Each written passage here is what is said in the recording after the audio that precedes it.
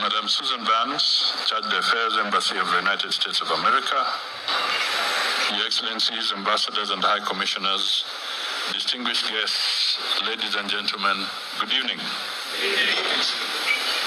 On behalf of the government and the people of Kenya, I congratulate the government and the people of the United States of America as they celebrate the 250th anniversary of their independence. We also thank the United States Embassy team in Nairobi under the leadership of Madam Barnes for the commitment to strengthening our diplomatic ties and the gracious invitation to join you on this important day in America's history. Additionally, I convey warm wishes and goodwill of His Excellency President William Ruto to President Donald Trump as the United States commemorates its historic journey of independence and sovereignty. Our friendship and partnership are founded on long-held shared principles, including the rule of law, democratic governance, respect for human rights and freedoms, the fight against corruption, and cooperation in security, health, and trade. These shared values continue to strengthen our mutually beneficial cooperation. Your Excellencies, today the United States celebrates a significant experience of 250 years of self-rule and democratic governance. Kenya, now 62 years after independence, values the opportunity for shared learning to advance our national development and democratic journey. In this respect, Kenya remains committed to its constitutional principle of holding free, fair, and on-schedule elections. Accordingly, as we approach the 2027 elections, this year's budget provides increased allocation to the Independent Electoral and Boundaries Commission. The electoral body has engaged in enhanced continuous voter registration and voter education to ensure a credible and inclusive election. Additionally, special emphasis is placed on registering eligible young persons and communities in remote areas to enhance broad participation in the general elections. In our bilateral relations, Kenya values mutually beneficial partnerships with the United States, particularly under the Health Cooperation Framework signed in 2025. That advances Kenya's healthcare agenda and strengthens preparedness for global health emergencies. It is important to note that the outbreak of the Ebola virus disease has been declared a public health emergency of international concern by the World Health Organization and a continental emergency by the Africa Centers for Disease Control and Prevention. Kenya stands in solidarity with the countries affected by the Ebola outbreak and extends its deepest condolences to those who have lost loved ones.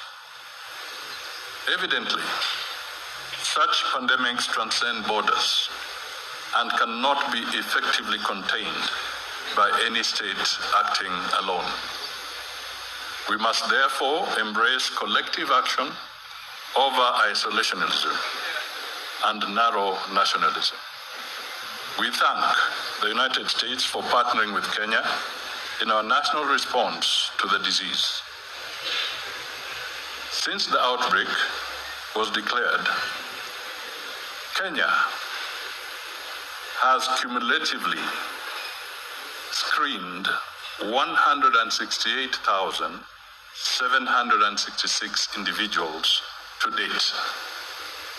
And so far, no case of Ebola has been recorded. We shall continue implementing these proactive measures for as long as it takes. Your Excellencies, Even as we navigate an increasingly complex geopolitical landscape, there remains immense opportunity to deepen our bilateral relations. We must continue to promote trade and investment, including encouraging American private companies to choose Kenya as their preferred investment destination. It is encouraging that the United States is redefining its commercial diplomacy with Africa, from one based on aid and dependency to one anchored in trade, investment, and mutually beneficial partnerships. In the light of this, Kenya looks forward to the timely conclusion of the dialogue on the bilateral trade agreement with the United States. Furthermore, Kenya looks forward to expanding our partnerships in manufacturing, energy diversification, the creative economy, security cooperation, digital technology, and collaborative research.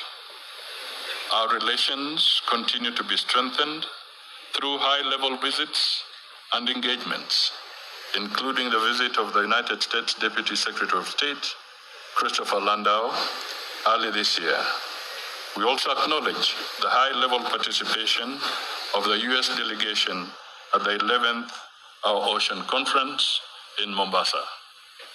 In this spirit, we look forward to the fourth session of the Kenya-U.S. Bilateral Strategic Dialogue.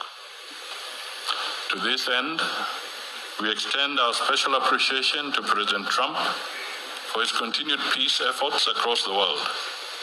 We welcome initiatives to resolve the Middle East crisis and dialogue towards a peaceful resolution of the Russia-Ukraine conflict. Similarly, the conflicts and humanitarian crises in Africa require coordinated global action. We urge our international partners, including the United States, to strengthen support for African Union-led peace initiatives. The resolution of this crisis will boost Africa's stability and economic progress. Finally, I note that this year's commemoration coincides with a major global sport. I congratulate the United States on co-hosting the ongoing FIFA World Cup, which continues to captivate fans around the world. Football enjoys a huge following in Kenya, and we applaud the impressive performance of African teams. Some have shocked quite a number of other participants, and we wish all participants a fair play. Football, like other sports, continues to unite people across nations. While we may support different teams, Kenya and the United States remain on the same winning team, one that advances peace, progress, and shared prosperity. Your Excellencies, ladies and gentlemen, please join me in raising a toast to the long life, good health, happiness, and continued prosperity of the people and the government of the United States, and the enduring friendship between Kenya and the United States. Thank you. Asante sana. Yes.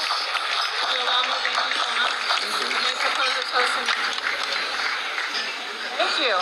And if you may allow me